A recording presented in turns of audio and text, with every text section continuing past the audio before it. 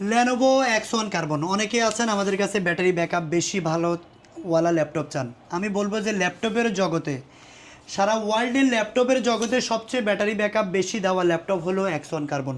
আমি এটা চ্যালেঞ্জ করে বললাম। আপনারা যারা আছেন একটু গুগলে সার্চ করে মিলাই নেবেন।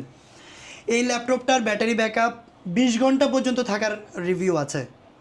আমি আপনাকে বলছি যে আমার হাতে যে ল্যাপটপটা দেখতে পাচ্ছেন এটা ব্যাটারি হেলথ কিন্তু 99, 96 বা 98% ব্যাটারি হেলথ আছে। সো বুঝতে পারছেন একদম গ্রেড এ কন্ডিশনের এই ল্যাপটপটা।